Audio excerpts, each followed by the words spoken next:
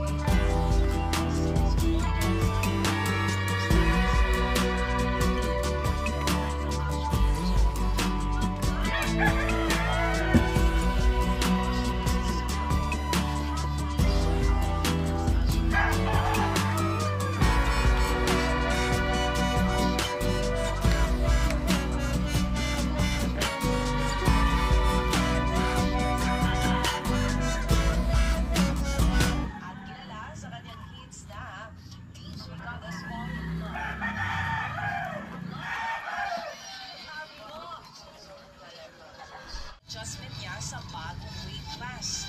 Target niya ng boxing team.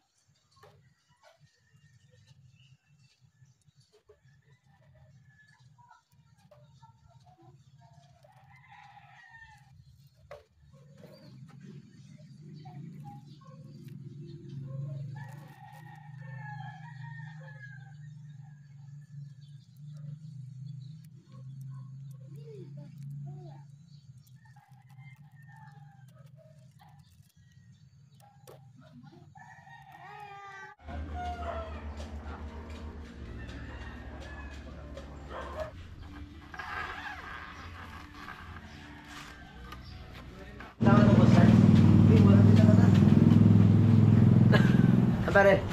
Ay. Sipag talaga ni Min, no? Oo nga eh. Agay, kaya ba yung alas 4 dito? Oh, Ha? kaya pa alas 4 madaling araw. Talaga?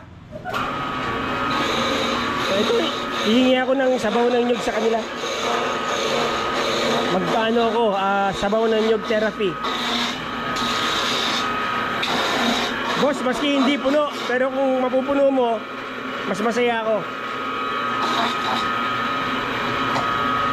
Alright. Madam, pengi pulit ako ng sabaw ng nyog, ha? Okay.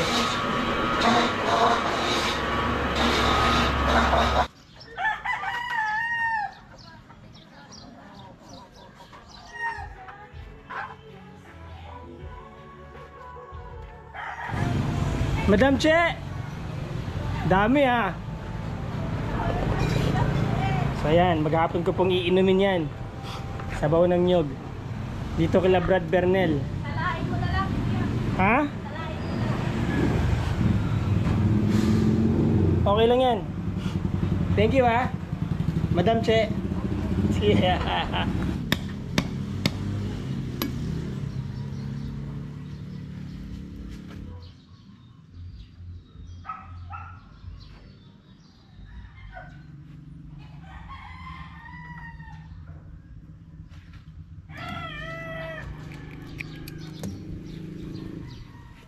So ayan na mga kabutsawals. Ito na yung garden na pinagkakaabalahan ko habang wala akong ginagawa. So yan, tanim ako ng mga pipino, kamatis, malapit nang mamulaklak. Actually may bulaklak na, yan o. Nakikita nyo yan, pipino. Ang pagtanim ko ng pipino medyo masinsin, ano, halos isang dangkal lang ang pagitan nila. Wala naman pong problema yan. Ang importante ay kung paano nyo yan pina-fertilize. Ang ginagawa ko dyan ay micro feeding, ano po. Habang wala pa akong pang drip irrigation, manually, araw-araw, umulan o umaraw, ay laging may kasamang fertilizer yung pinapandilig ko sa kanila. Especially kapag umuulan, kasi ang lupa po dito ay mabuhangin. Yan o, kapag ganyan pong mabuhangin ang lupa, pagka umulan, bumabagsak ang nitrogen level. So kanina, naglagay ako ng nitrogen, tinunaw ko doon sa 1.5, isang 1 teaspoon na urea, at dinilig ko sa kanila. So importante everyday kapag dinidiligan sila, meron po silang nakukuhang sustansya, kasi ito pong buhangin ay hindi gaano nag-hold po ito ng nutrients, at kulang ang nutrients dyan. Tapos bukod sa mabilis bumagsak ang tubig, along with those nutrients, mabilis din niya matuyo, kaya kailangan po talaga dito makapag-set up ako ng drip irrigation.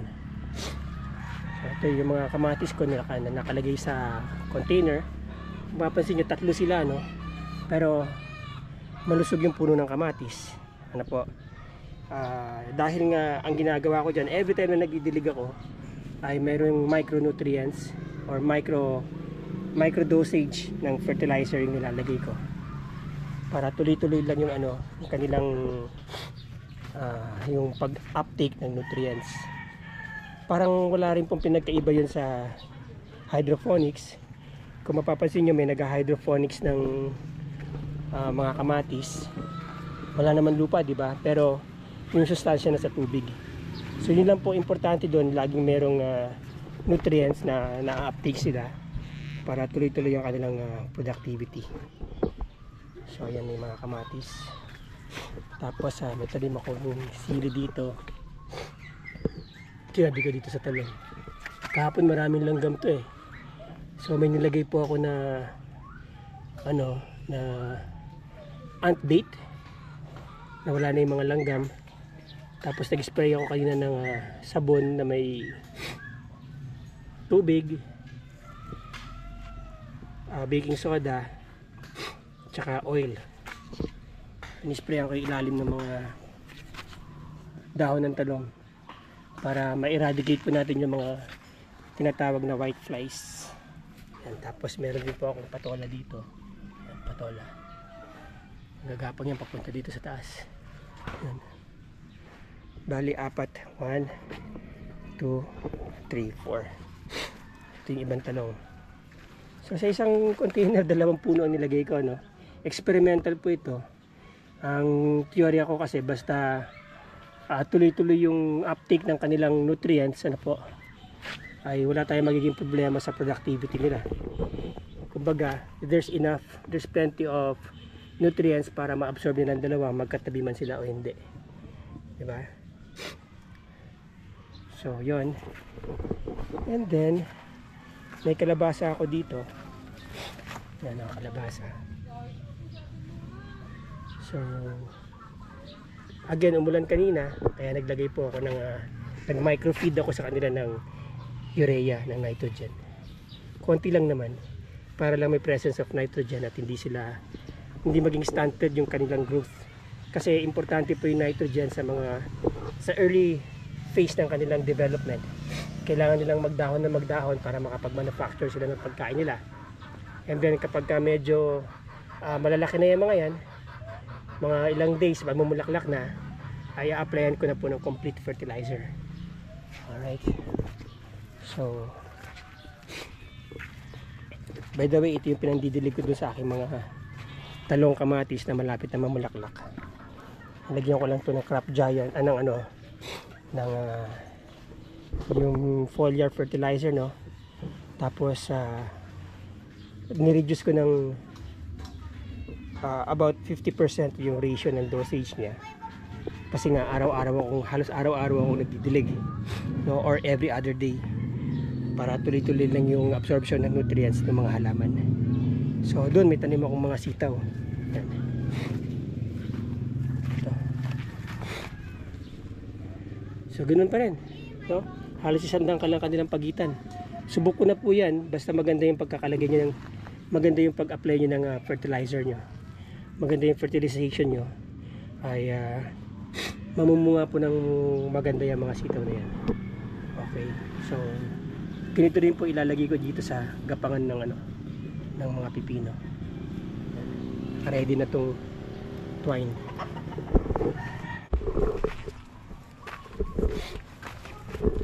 Meron din pa akong coriander dito.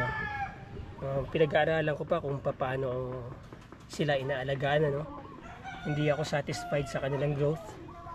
Maybe ang problema nito yung lupa na ginamit ko. Baka hindi nila gusto yung ganyang klaseng soil. Ang hirap kasi maghanap ng magandang soil dito sa amin, dahil dito sa Zambales area, kung hindi mountain soil na parang clay siya, buhangin.